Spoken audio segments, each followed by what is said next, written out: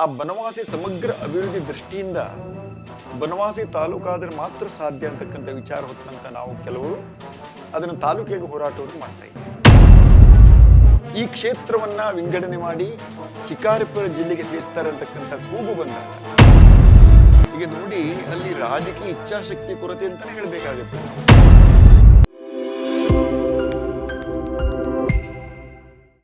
ನಮಸ್ಕಾರ, ಇದು ವಿಶ್ವಂಬರ ಟಿವಿ. ನಾನು ಗುರುಪ್ರಸಾದ್ ಶಾಸ್ತ್ರಿ. ಪ್ರೈಮ್ ಗೆಸ್ಟ್ ಕಾರ್ಯಕ್ರಮಕ್ಕೆ ಸ್ವಾಗತ. ಇವತ್ತು ನಮ್ಮ ಜೊತೆಗಿದ್ದಾರೆ ಶ್ರೀ ಉದಯ್ ಕುಮಾರ್ ಕಾನಳ್ಳಿ, ಬನವಾಸಿ. ಕಳೆದ 33 ವರ್ಷಗಳಿಂದ ಪತ್ರಕರ್ತರು, ಬನವಾಸಿ ತಾಲೂಕಾ ಹೋರಾಟ ಸಮಿತಿ ಇದರ ಅಧ್ಯಕ್ಷರಾಗಿದ್ದಾರೆ. ಕಾರ್ಯಕ್ರಮಕ್ಕೆ ಆತ್ಮೀಯ ಸ್ವಾಗತ. ನಮಸ್ತೆ ಸರ್. ನಮಸ್ತೆ ಸರ್. ಪ್ರಿಯ ವೀಕ್ಷಕರೇ, ಈ ವಿಡಿಯೋವನ್ನ ನೋಡೋದಕ್ಕೂ ಮೊದಲು ನಮ್ಮ ಚಾನೆಲ್ ಅನ್ನ ಇನ್ನು ಸಬ್ಸ್ಕ್ರೈಬ್ ಮಾಡ್ಕೊಂಡಿಲ್ಲ ಆದ್ರೆ ತಕ್ಷಣವೇ ಸಬ್ಸ್ಕ್ರೈಬ್ ಮಾಡ್ಕೊಳ್ಳಿ. ಹಾಗೆ ವಿಡಿಯೋ ಇಷ್ಟ ಆಗಿದ್ರೆ ಶೇರ್ ಮಾಡಿ. ಸರ್, ಬನವಾಸಿ ಕನ್ನಡದ ಮೊದಲ ರಾಜಧಾನಿ. ಆದರೆ ಈಗ ಕಳೆದ ಒಂದು 15 ವರ್ಷಗಳಿಂದ ಬನವಾಸಿಯನ್ನ ತಾಲೂಕು ಕೇಂದ್ರ ಆಗಬೇಕು ಹೇಳುವಂತ ಒಂದು ಹೋರಾಟ ಮಾಡುವಂತ ಪರಿಸ್ಥಿತಿ ಎದುರಾಗಿದೆ.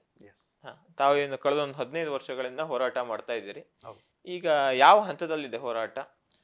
ಬನವಾಸಿ ಐತಿಹಾಸಿಕವಾಗಿ, ಸಾಮಾಜಿಕವಾಗಿ, ಧಾರ್ಮಿಕವಾಗಿ, ಸಾಂಸ್ಕೃತಿಕವಾಗಿ ಹೀಗೆಲ್ಲ ದೃಷ್ಟಿಯಿಂದ ಒಂದು ಉಚ್ಛ್ರಾಯ ಸ್ಥಿತಿಗೆ ಬಂದಂತ ಒಂದು ನಾಡಾಗಿತ್ತದು.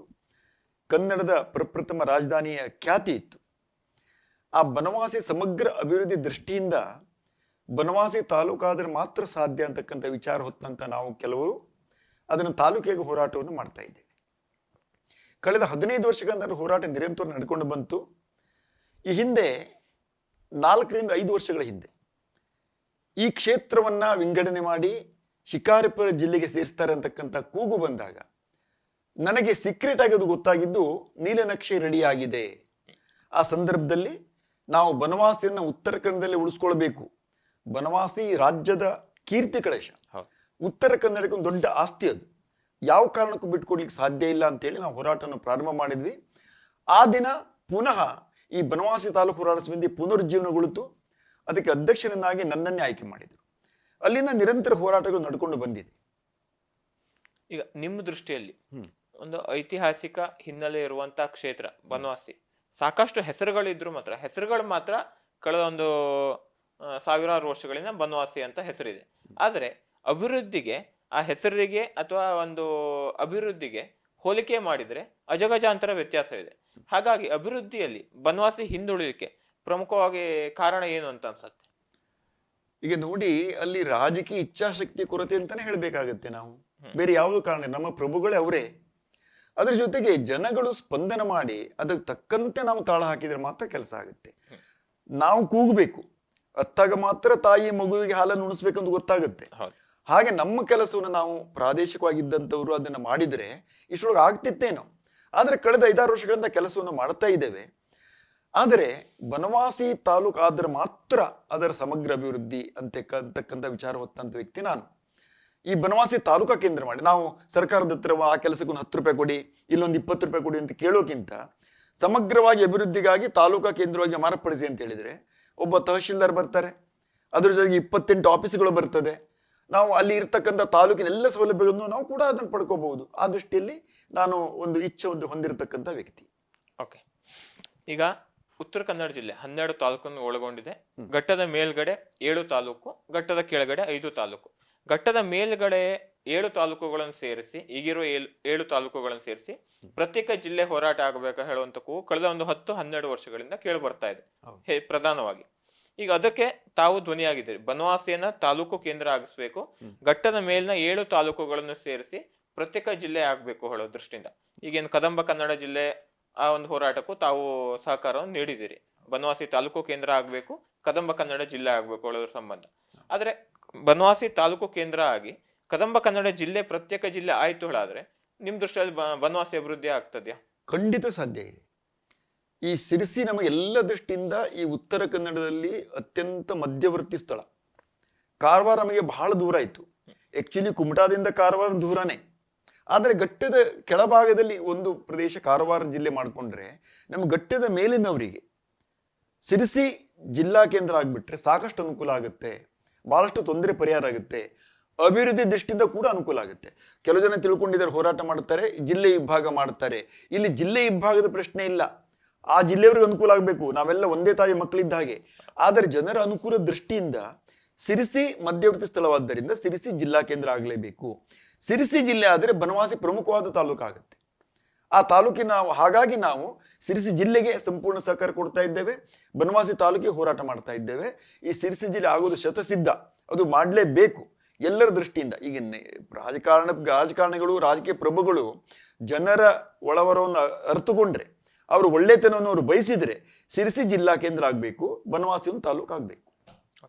ಕಳೆದ 9 ವರ್ಷಗಳ ಹಿಂದೆ ಬನವಾಸಿಗೊಂದು ಸ್ಥಾನಮಾನ ನೀಡೋ ದೃಷ್ಟಿಯಲ್ಲಿ ಬನವಾಸಿ ಅಭಿವೃದ್ಧಿ ಪ್ರಾಧಿಕಾರವನ್ನು ರಚನೆ ಮಾಡಿದ್ರು. ಸ್ವತಃ ಮುಖ್ಯಮಂತ್ರಿಗಳೇ ಇದರ ಅಧ್ಯಕ್ಷರಾಗಿದ್ದಾರೆ. ಆದ್ರೆ ಕೇವಲ ಹೆಸರಿಗೆ ಮಾತ್ರ ಬನವಾಸಿ ಅಭಿವೃದ್ಧಿ ಪ್ರಾಧಿಕಾರವನ್ನು ರಚನೆ ಮಾಡಿದ್ರು ವಿನಃ ಯಾವುದೇ ಅದಕ್ಕೆ ಬೇಕಾದಂತ ಹಣಕಾಸಿನ ಸೌಲಭ್ಯ ಇರ್ಬೋದು ಅಥವಾ ಅಭಿವೃದ್ಧಿ ದೃಷ್ಟಿಯಿಂದ ಸ್ವಲ್ಪ ನಿಷ್ಕ್ರಿಯತೆ ಇದೆಯೇನೋ ಅಂತ ಅನ್ಸತ್ತೆ. ಅಂದ್ರೆ ಮೂಗಿಗೆ ತುಪ್ಪ ಒರೆಸುವ ಒಂದು ಕೆಲಸ ಮಾಡಿದ್ದಾರೆ ಅಂತ ಅನ್ಸತ್ತಾ? ಖಂಡಿತ, ನೀವು ಹೇಳಿದ್ದೇನು ಹೊರಡಿದೆ, ಮೂಗಿಗೆ ತುಪ್ಪ ಹಚ್ಚೋ ಕೆಲಸ ಅದು ಆಗಿದೆ. ನಾವು ನಮ್ಮ ಕದಂಬ ಸೈನ್ಯ ಸಂಘಟನೆಯಿಂದ ಅದರ ಹೋರಾಟವನ್ನು ಮಾಡಿದ್ವಿ. ಬನವಾಸಿಗೊಂದು ಪ್ರಾಧಿಕಾರ ಕೊಡಿ, ಒಂದು ತಾಲೂಕು ಮಾಡಿ. ಆದರೆ ಅವರು ಪ್ರಾಧಿಕಾರವನ್ನು ಕೊಟ್ಟರು. ಅವಾಗ ಕೂಡ ಸಿದ್ದರಾಮಯ್ಯನವರು, ಸನ್ಮಾನ್ಯ ಸಿದ್ದರಾಮಯ್ಯನವರು ಮುಖ್ಯಮಂತ್ರಿಗಳಿದ್ರು, ಒಳ್ಳೆ ಕೆಲಸ ಮಾಡಿದ್ರು. ಅಭಿವೃದ್ಧಿ ದೃಷ್ಟಿ ನಮಗೆ ಕೊಟ್ಟು ನಾವು ಆ ಬಗ್ಗೆ ಶ್ಲಾಘನೆ ವ್ಯಕ್ತಪಡಿಸ್ತೇವೆ. ನಮ್ಮ ಸ್ಥಳೀಯ ಶಾಸಕರು ಶಿವರಾಮ್ ಹೆಬ್ಬಾರ್ ಸಾಹೇಬರು ಅದ್ರ ಬಗ್ಗೆ ಸಾಕಷ್ಟು ಶ್ರಮ ಹಾಕಿದ್ರು. ನನಗೆ ಅವರ ಬಗ್ಗೆ ಬಹಳ ಅಪಾರವಾದ ಗೌರವ ಇದೆ. ಆದರೆ ನಾವೇನ್ ತಿಳ್ಕೊಂಡಿದ್ವಿ, ಪ್ರಾಧಿಕಾರ ಆಗುತ್ತೆ, 100 ಕೋಟಿ ದುಡ್ಡು ಬರುತ್ತೆ, ಅದೊಂದು ಸುಂದರ ನಗರ ಆಗುತ್ತೆ, ಅವಾಗ ತಾಲೂಕಿನ ಅಗತ್ಯ ಇರಲಿಲ್ಲೇನೋ ಅಂತ ಅನಿಸ್ತಿತ್ತು ನಮಗೆ. ಆದರೆ ಟೋಕನ್ ಅಮೌಂಟ್ 5 crore, ಒಂದು 5 ಕೋಟಿ ಸಿದ್ದರಾಮಯ್ಯ ಸಾಹೇಬರು ಕೊಟ್ಟ ನಂತರದಲ್ಲಿ ಮತ್ತು 1 ಪೈಸೆ ಈ ಕಡೆ ಬರಲಿಲ್ಲ. ಅದು ಬಂದ ದುಡ್ಡು ಅದರ ರೋಡಿಗೆ ಎಲ್ಲೋ ಹಾಕಿ ಅದರ ಖರ್ಚಾಗಿದೆ. ಆ ನಂತರದಲ್ಲಿ ನಾವು ಅನೇಕ ಬಾರಿ ಕೇಳಿದ್ವಿ ಕದಂಬ ಸೇನೆಯ ವತಿಯಿಂದ, ಇದಕ್ಕೆ 100 ಕೋಟಿ ಅಮೌಂಟ್ ಬಿಡುಗಡೆ ಮಾಡಿ, ಒಂದು ದೊಡ್ಡ ನಗರವನ್ನಾಗಿ ಮಾಡಿ, ಸುಂದರ ನಗರವನ್ನಾಗಿ ಮಾಡಿ, ಹಳೆಯ ವೈಭವ ಮತ್ತೆ ಮರುಕಳಿಸಬೇಕು ಅಂತ ಆ ರೀತಿ ಮಾಡಿ ಅಂತ ಕೇಳ್ಕೊಂಡಿದ್ವಿ. ಆದ್ರೆ ಇದೆಲ್ಲೂ ಕೂಡ ಅದು ಪ್ರಯೋಜನಕ್ಕೆ ಬರಲಿಲ್ಲ. 5 ಕೋಟಿ ಕೊಟ್ಟು ಮೂಗಿಗೆ ತುಪ್ಪ ಹಚ್ಚೋ ಕೆಲಸ ಆಗಿದೆ ಬಿಟ್ರೆ ಮುಂದೇನೂ ಕೊಡ್ಲಿಲ್ಲ. ಆ ನಂತರದಲ್ಲಿ ಮತ್ತೆ ಇಲ್ಲಿ ಆಯುಕ್ತರಿದ್ದಂಥವ್ರು ಪಾಪ ಒಂದು 10 ಕೋಟಿ ಪ್ಲಾನ್ ಮಾಡಿ ಸರ್ಕಾರಕ್ಕೆ ಸಮರ್ಪಣೆ ಮಾಡಿದ್ರು. ಆದ್ರೆ ಅದು ಎಲ್ಲೂ ಕೂಡ ಅದರ ವಿಚಾರ ಬರಲೇ ಇಲ್ಲ, ಪ್ರಸ್ತಾಪ ಆಗಲೇ ಇಲ್ಲ, ದುಡ್ಡು ಬರಲಿಲ್ಲ. ಹಾಗಾಗಿ ನಮಗೆ ಬನವಾಸಿ ಪ್ರಾಧಿಕಾರಕ್ಕೆ 100 ಕೋಟಿ ಹಣ ಬಿಡುಗಡೆ ಮಾಡಬೇಕು ಸರ್ಕಾರ. ಆ ಮುಖಾಂತರವಾಗಿ ಕನ್ನಡದ ಪ್ರಥಮ ರಾಜಧಾನಿಗೆ ಒಂದು ಗೌರವ ಸಲ್ಲಿಸಬೇಕು, ಈ ಬನವಾಸಿಯನ್ನು ಅಭಿವೃದ್ಧಿ ಮಾಡಬೇಕು, ಮತ್ತೆ ತಾಲೂಕಾ ಕೇಂದ್ರ ಮಾಡಬೇಕು ಅಂತಕ್ಕಂಥ ಒಂದು ಕೂಗು ನಮ್ಮದಾಗಿದೆ. ಈಗ ಪ್ರತಿದಿನ ಬನವಾಸಿಗೆ ಈಗಂತೂ ಟೂರಿಸ್ಟ್ ಪ್ರವಾಸಿಗರು ಜಾಸ್ತಿ ಬರುವಂತ ಸಮಯ. ಬನವಾಸಿ ಬಹುತೇಕ ಪ್ರತಿನಿತ್ಯ 500ರಿಂದ 1000 ಜನ ಅಂತೂ ಬಂದೇ ಬರ್ತಾರೆ. ಹೀಗಿರುವಂತ ಸಮಯದಲ್ಲಿ ಬನವಾಸಿ ದೇವಾಲಯದ ಏನು ಮೇಲ್ಗಡೆ ಇದಿದೆ ಅದು ಮಳೆಗಾಲದಲ್ಲಿ ಸೋರ್ತಾ ಇದೆ ಹೇಳುವಂತ ವರದಿಗಳು ನಾವು ಪೇಪರ್ ಅಲ್ಲಿ ಕೇಳಿದ್ವಿ, ನೋಡಿದ್ವಿ. ಈಗ ತಾವೊಬ್ಬ ಸ್ಥಳೀಯರಾಗಿ ಒಂದು ಐತಿಹಾಸಿಕ ಹಿನ್ನೆಲೆ ಇರುವಂತ ದೇವಸ್ಥಾನ ಈ ಒಂದು ಸ್ಥಿತಿಗೆ ತಲುಪಿದೆ ಹೇಳಾದ್ರೆ ತಾವು ಏನ್ ಹೇಳ್ತೀರಿ? ನಿಜಕ್ಕೂ ಬಹಳ ಬೇಸರದ ಸಂಗತಿ. ನಮಗೆ ಬನವಾಸಿ ಅಂತ ಹೇಳಿದ್ರೆ ಮಧುಕೇಶ್ವರ ದೇವಸ್ಥಾನ, ಅದು ಇರೋದ್ರಿಂದಾನೇ ಬನವಾಸಿ ಇರೋದು. ಅದು 2ನೇ ಶತಮಾನದ ಇತಿಹಾಸ ಇದೆ ಇಲ್ಲಿವರೆಗೆ. ಅಲ್ಲಿ ಅತ್ಯಂತ ಸುಂದರವಾದ ಒಂದು ದೇವಸ್ಥಾನ ಅದು ಕಳೆದ 8 ವರ್ಷಗಳ ಹಿಂದೆ ಈ ಪುರಾತತ್ವ ಇಲಾಖೆಯವರು ಕೆಮಿಕಲ್ ವಾಶ್ ಮಾಡ್ತೇವೆ ಅಂತೇಳಿ ಅದನ್ನು ಕೆಮಿಕಲ್ ವಾಶ್ ಮಾಡ್ಲಿಕ್ಕೆ ಹೋಗಿ ಮೇಲೆ ಇದ್ದಂಥ ಗಾರೆಗಳನ್ನ ಹೊಡಿತಾರೆ. ಅವಾಗ ನಮಗೆ ಬಹಳ ಬೇಸರ ಆಗುತ್ತೆ. ಅವರೇನಂತಾರೆ, ಆ ಗಾರೆ ನೋಡಿದ್ರೆ ಬೇರೆ ಪುನಃ ಗಾರೆಯನ್ನು ಹಾಕ್ತೇವೆ. ಆ ಗಾರೆ ಒಡೆದ ಮೇಲೆ ಆ ರೀತಿ ಒರಿಜಿನಲ್ ಗಾರೆ ಮಾಡ್ಲಿಕ್ಕೆ ಇಲಾಖೆಗೆ ಸಾಧ್ಯ ಆಗಲಿಲ್ಲ, ಸೋರಿಕೆ ಪ್ರಾರಂಭ ಆಯಿತು. ಸೋರ್ತಾ ಇವತ್ತು ದೇವಸ್ಥಾನದೊಳಗೆ ನಾವು ಕೊಡೆ ಹಿಡ್ಕೊಂಡು ಹೋಗ್ಬೇಕು, ಆ ರೀತಿ ಪರಿಸ್ಥಿತಿ ಬಂದಿದೆ. ಅದಕ್ಕಾಗಿ ನಮ್ಮ ಹೋರಾಟ ನಿರಂತರವಾಗಿದೆ, ಯಾವ ಕಾರಣಕ್ಕೂ ಬಿಡೋದಿಲ್ಲ. ಆ ದೇವಸ್ಥಾನ ಅಭಿವೃದ್ಧಿ ಆಗಬೇಕು ಅಂತಕ್ಕಂಥ ಹೋರಾಟ ನಡ್ಕೊಂಡೇ ಇದೆ. ಮೊನ್ನೆ ಮತ್ತೆ ಅವರು ಕೆಮಿಕಲ್ ವಾಶ್ ಸ್ಟಾರ್ಟ್ ಮಾಡಿದ್ದಾರೆ ಒಳಗಡೆಗೆ. ನಾವು ಮತ್ತೆ ಪ್ರಶ್ನೆ ಕೇಳಿದಾಗ ಒಳಗಡೆ ಕ್ಲೀನ್ನೆಸ್ಸಿಗೆ ಮಾಡ್ತಾ ಇದ್ದೇವೆ, ಮೇಲ್ಗಡೆ ನಾವು ಮಾಡ್ತಕ್ಕಂಥ ಕೆಲಸ ಬೇರೆ ಇದೆ, ನಾವು ಖಂಡಿತವಾಗಿ ನಿಮಗೆ ಮಾಡಿಕೊಡ್ತೀವಿ ಅಂತ ಆಶ್ವಾಸನೆಯನ್ನ ಪುರಾತತ್ವ ಇಲಾಖೆ ಕೊಟ್ಟಿದೆ. ಅವರು ಕೊಟ್ಟ ಹೇಳಿಕೆ ಪ್ರಕಾರ ಪುನಃ ಆ ದೇವಸ್ಥಾನದ ರಕ್ಷಣೆ ಮಾಡ್ತಕ್ಕಂಥ ಕೆಲಸ ಅವ್ರದ್ದು.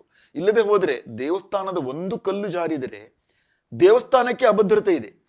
ಅಂತ ದೇವಸ್ಥಾನ ಮತ್ತೆ ಕಟ್ಟಲಿಕ್ಕೆ ಸಾಧ್ಯ ಇಲ್ಲ. ಹಾಗಾಗಿ ನಮ್ಮ ಅದ್ರ ಬಗ್ಗೆ ಕಳಕಳಿ ಇದೆ. ಆ ದೇವಸ್ಥಾನ ಉಳಿಸ್ಕೊಳ್ಬೇಕು, ಅದು ರಾಜ್ಯದ ಆಸ್ತಿ ಕೂಡ ಹಾಗಿದೆ. ಓಕೆ, ಈಗ ನಾಡಿದ್ದು 6ನೇ ತಾರೀಕು ಡಿಸೆಂಬರ್ 6ನೇ ತಾರೀಕು ಬನವಾಸಿ ತಾಲೂಕು ಆಗ್ಬೇಕು, ಇಲ್ಲೇನು ಕದಂಬ ಕನ್ನಡ ಜಿಲ್ಲೆ ಆಗ್ಬೇಕು ಹೇಳುವಂತ ಒಂದು ಪ್ರತಿಭಟನಾ ಮೆರವಣಿಗೆಯನ್ನ ನೀವು ಹಮ್ಮಿಕೊಂಡಿದ್ದೀರಿ ಬನವಾಸಿಯಲ್ಲಿ 6ನೇ ತಾರೀಕು ಬೆಳಿಗ್ಗೆ 11 ಗಂಟೆಗೆ.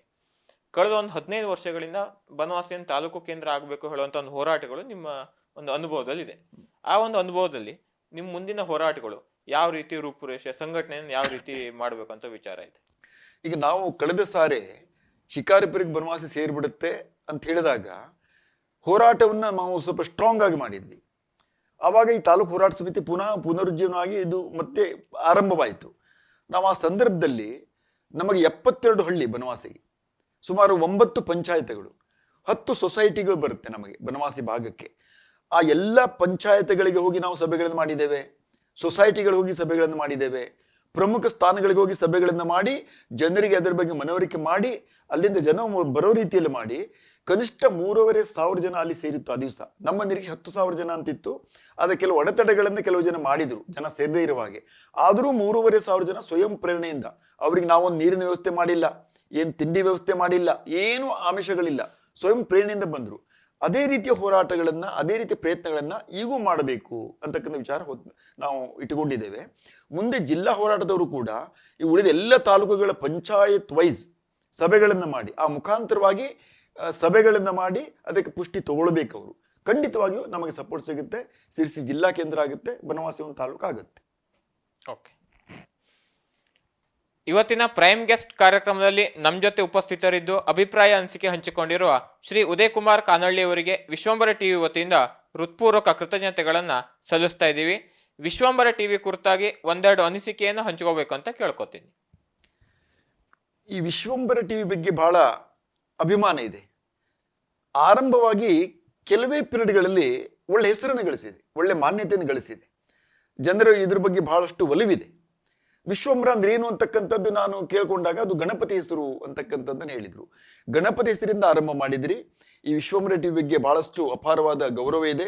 ಇದು ಸಾಕಷ್ಟು ಬೆಳಗಲಿ, ಉಚ್ಚರಾಯಿ ಸ್ಥಿತಿಗೆ ಬರಲಿ ಅಂತಕ್ಕಂಥ ಒಂದು ಇಚ್ಛೆ ನಾನು ವ್ಯಕ್ತಪಡಿಸ್ತೇನೆ. ಓಕೆ, ಧನ್ಯವಾದ.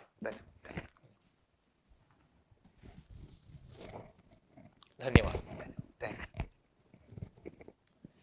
ವೀಕ್ಷಕ ಮಹಾಪ್ರಭುಗಳೇ, ನಮ್ಮ ಚಾನಲ್ ಅನ್ನು ಸಬ್ಸ್ಕ್ರೈಬ್ ಮಾಡಿ, ಶೇರ್ ಮಾಡಿ, ಪ್ರೋತ್ಸಾಹಿಸಿ.